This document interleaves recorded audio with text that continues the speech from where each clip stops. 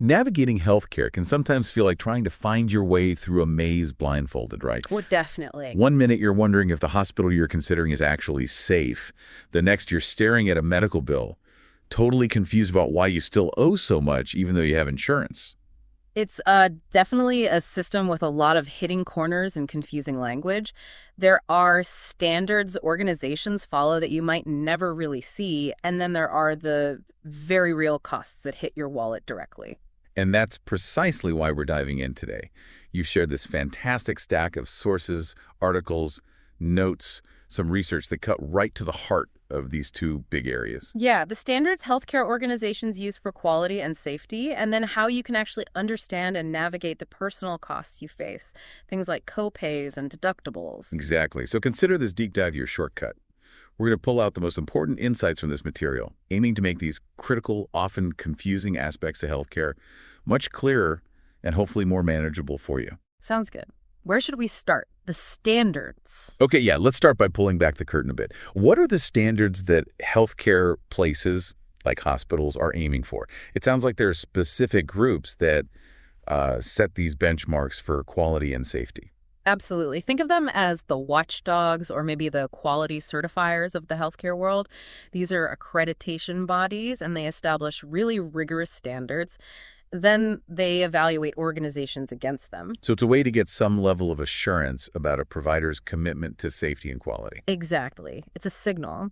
And one that really stands out globally in the sources is Joint Commission International, or JCI. JCI. Yes, JCI is a major player worldwide. Their stated mission, right there in the material, is to enable and affirm the highest standards of healthcare quality and patient safety for all. That's a pretty bold goal. For all implies a wide reach. How far do they actually go? It's significant. We see they operate in over 70 countries, pretty much across every continent. They've accredited and certified over 1,000 different healthcare programs, and they're supported by this global network of more than 600 experts. Okay, so practically speaking, how do they do this? How do they translate that mission into actual standards? Well, they develop these really rigorous international standards.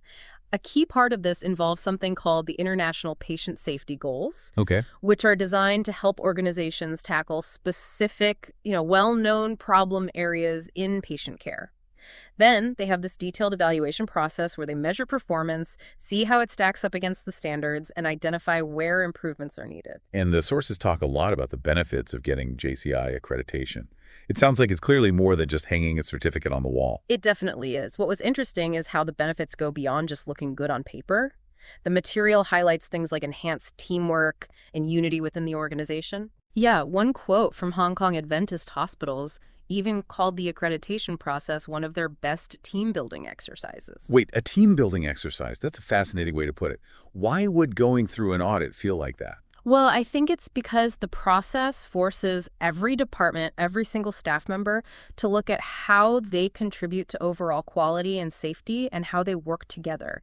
It sort of pulls everyone onto the same page with a common goal. Okay, that makes sense. And beyond that, the sources mention it provides a competitive advantage, builds confidence in the community, improves risk management, and helps organize and strengthen patient safety efforts across the board. So it really helps create a culture focused on safety. Exactly. That idea of creating a culture of patient safety comes up specifically with Burjeel Farhal Hospital quoted on that. Others like Emirates Specialty Hospital mention it adds significant value. Right. And Corniche Hospital's multiple Gold Seal of Approval awards demonstrate that it signifies a continuous commitment to excellence. It's not a one-and-done thing. And JCI has more tools than just the main accreditations, like other ways to help. Oh, yeah. They offer a whole ecosystem of services. Specific accreditation programs for different types of facilities, certifications for things like clinical care, or even healthcare sustainability and telehealth. Interesting. Advisory services to help with specific challenges, education, publications, and online tools like tracers with AMP to help organizations self-evaluate using JCI's methods. Okay. Now, shifting from the global picture, the sources also bring in NABH. NABH. Right, the National Accreditation Board for Hospitals and Healthcare Providers. This is a key player specifically within India, operating as a constituent board of the Quality Council of India. And its purpose is similar to JCI's, but focused nationally. in India. Precisely. Its goal is to establish and run accreditation programs for healthcare organizations in India, serving the needs of consumers and setting benchmarks for the national health industry.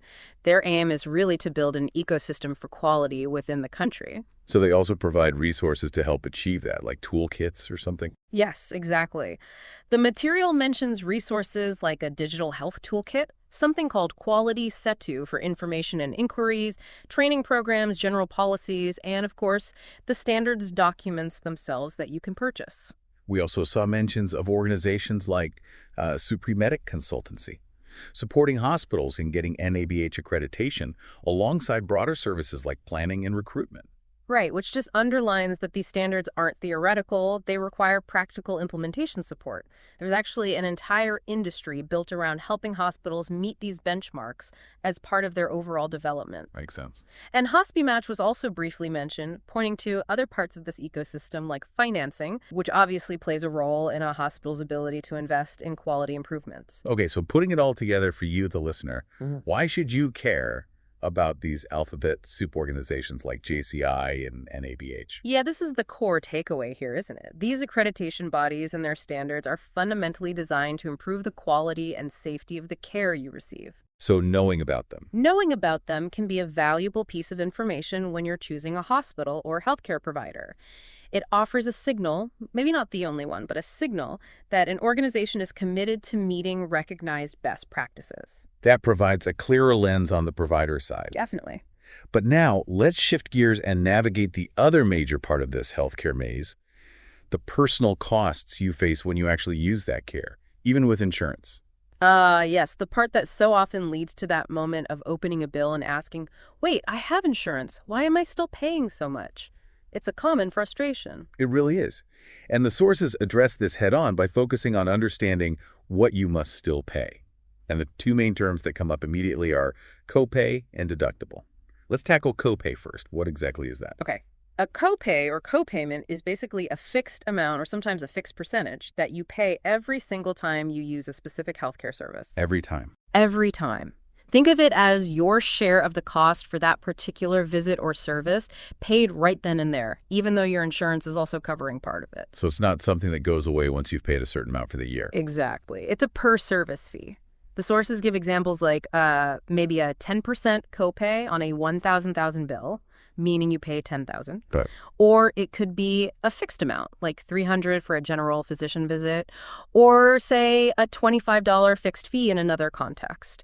And it can vary depending on the service, maybe $25 for your primary care doctor, but $50 for a specialist. Right. It's often seen in plans for senior citizens or sometimes for people with pre-existing conditions. Got it. Copay is per visit or per service. How does a deductible differ then? The deductible is different. It's a fixed amount you have to pay out of your own pocket each year, or sometimes it might be per condition or treatment, depends on the plan, before your insurance company starts paying for anything at all for many services. It's like an annual hurdle you have to clear first with your own money. Precisely. Until you hit that deductible amount with your spending on covered services, you are paying 100% of the cost yourself for those services. The sources mention examples like a $10,000 deductible or annual deductibles of, say, $1,500 or $2,000. Wow. Once your total spending on covered care reaches that number within the year, then your insurance coverage starts to kick in for subsequent costs. Okay, so where do these kinds of costs, copays, and deductibles typically apply based on what we saw in the sources? You'll commonly encounter them with things like hospital admissions, lab tests, and scans, though sometimes insurance might provide partial reimbursement even before meeting the deductible for these. It varies. Okay. Also, inpatient medicines, but watch out for consumables like gloves or syringes. Those are often listed as non-medical items and might not be covered at all. Definitely for ICU or surgery and even daycare procedures. Now, OPD consultations, like regular outpatient doctor visits, are usually entirely self-pay unless your specific policy includes outpatient coverage, which isn't standard in all plans, particularly in some regions. Right. And to truly understand the financial map of your healthcare plan, the sources introduce a few other crucial terms beyond just copay and deductible. Yes, these are pieces of the puzzle you absolutely need to know. There's your sum insured. That's the absolute maximum your insurer will pay out in a policy year for covered treatments. The ceiling. The ceiling, exactly. Then there are exclusions. These are specific conditions, treatments, or costs that your policy will never cover no matter what. Really important to know what's not covered. Yeah. Pre-authorization. This is a big one. It's a hurdle for certain treatments, especially expensive ones, where you need to get the insurer's explicit approval before getting the treatment. If you don't, They might deny the claim. they might deny the claim entirely, yes. Okay. And you mentioned non-medical items earlier. Right, things like cotton, gloves, syringes, bandages, the smaller, often disposable items used during care. Policies frequently list these as non-reimbursable, even if everything else about the procedure is covered. It can add up. I can imagine. And here's a really sneaky one. The room rent limit. Oh, yeah, you mentioned this. How does it work again? So if your policy has a cap on how much it pays for a hospital room per night, say $5,000, and you choose a room that costs $7,000, You pay the extra $2,000. Seems straightforward. but it's usually worse than that. You don't just pay the difference for the room itself. Often the policy states that if you exceed the room limit, you also have to pay a proportionately higher share of all the other associated costs, like doctor's fees, nursing charges, even investigation costs. Whoa. So choosing a slightly nicer room could dramatically increase your share of the entire bill. Exactly. It's a hidden cost multiplier. Very important to check that limit. Wow, okay, that room rent limit sounds like a significant potential trap. What happens after you've finally met your deductible for the year? Does insurance just pay 100% then? Not necessarily. That's where coinsurance usually comes in. Instead of a fixed copay amount per visit, coinsurance is your percentage share of the costs after you've met your deductible. Percentage share. Okay. Yeah, the sources give an example. If you have 20% coinsurance and a procedure costs $1,000 after you've hit your deductible, you'll pay $200, which is your 20% share, and the insurer pays the remaining $800. Okay, so you still pay something, but it's a percentage, not the full cost. Correct, until you hit the final safety net. And the final piece? The safety net term. That's the out-of-pocket maximum. This is arguably the most critical number to know in your policy. It's the absolute maximum amount you will have to pay for covered healthcare services in a single policy year. The absolute max. Yes. And this limit includes everything you paid towards your deductible, plus all your copays and all your coinsurance payments combined. So it all adds up towards this one big number. It all adds up. Once your total out-of-pocket spending for the year reaches this maximum amount, your insurance plan will then cover 100% of any further covered medical costs for the rest of that policy year. The sources use a $5,000 example for this limit. Okay, let's try to, piece this together with some real-world scenarios from the sources. It sounds like these terms really work together over time through the year. They absolutely do. Let's take a surgery scenario with a copay first. Say the total bill is $200,000 and your policy has a 20% copay specifically for surgery. Okay. You would pay 20% of that, which is $40,000, directly. Your insurer would cover the remaining euro $1,060,000, assuming it's within your overall sum insured limit for the year. Simple enough. What about the deductible in action? Let's see how that plays out. Okay, imagine you have a $10,000 annual deductible. Early in the year, you have a consultation that costs $6,000 and then maybe a scan that costs $8,000. Your total cost so far is $14,000. Right. Since you haven't met your hero $10,000 deductible yet, you pay the first $10,000 of that $14,000 yourself. Okay, so I paid $10,000. Now what? Now you've met your annual deductible for the year. The remaining $4,000 of that bill would then be processed according to your policy's terms after the deductible. That might involve coinsurance or maybe full coverage depending on the service and your plan details. Got it. The deductible is cleared first. Now, the sources also offer a great combined example that shows how deductible, copays, coinsurance, and the out-of-pocket max interact throughout the year. This sounds useful. Yeah, this one really maps out the journey quite well. Let's use their numbers. Say you have a plan with a $1,500 deductible. Okay, $1,500. Right. Copays are $25 for a primary care visit, $50 for a specialist visit. Coinsurance is 20% after the deductible. And the big safety net, the out-of-pocket maximum, is $5,000 for the year. Okay, got all the numbers. How does it play out? So you start the year at zero spent. You go for a PCP visit, pay the $25 copay. That $25 usually counts towards your out-of-pocket max, but often not towards the deductible itself, depends on the plan. You need to check that detail. Okay. So the copay is separate initially. Often, yes. Then let's say you need an MRI, and it costs $1,000. Since you haven't met your $1,500 deductible yet, you pay the full $1,000 for the MRI out of pocket. Okay, so now I've paid $1,000 towards my deductible. Right. Now you've paid $1,000 towards that $1,500 deductible. You still have $500 to go before the deductible is met for the year. Your total out-of-pocket so far is the $25 copay plus the $1,000 MRI, so $1,025 towards that $5,000 maximum. Okay, tracking so far. So my $1,000 MRI payment went towards the deductible. What happens next? Let's say you then need a surgery later that year, and the bill for that surgery is $5,000. The first $500 of that surgery bill goes towards meeting the rest of your $1,500 deductible. Okay, so deductible met now. Phew. Deductible met for the year. Now, the remaining $4,500 of that surgery bill is subject to your 20% coinsurance. Right, because I'm past the deductible. Exactly. So you pay 20% of $4,500, which is $900. The insurance company pays the other 80%, which is $3,600. Okay, so let's tally up what I've paid. There was the initial $25 copay, then the $1,000 MRI, then the $500 from the surgery to finish the deductible, and now this $900 coinsurance. That's $2,425. That's right. $2,425 paid out of your pocket so far this year. And you're still a ways from hitting that $5,000 out-of-pocket maximum. So what happens if I need more care? Right.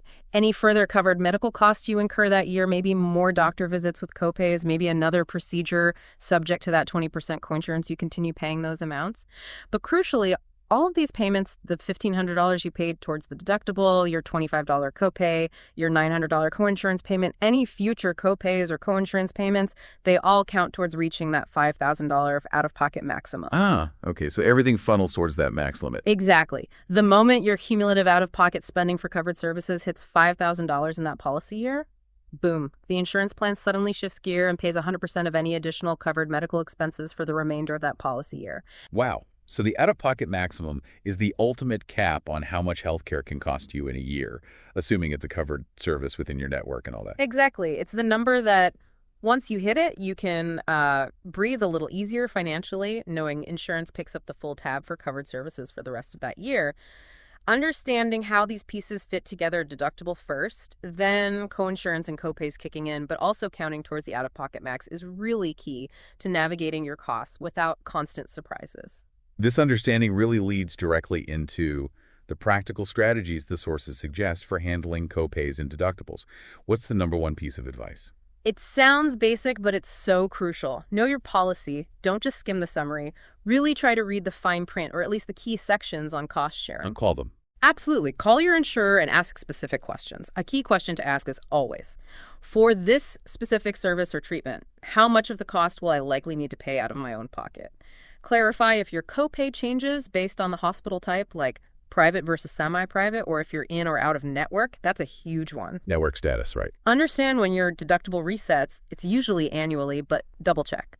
And be aware that some plans, like those specifically for seniors or covering critical illnesses, might just have higher copays built in, sometimes 20-30%. Need to know that up front.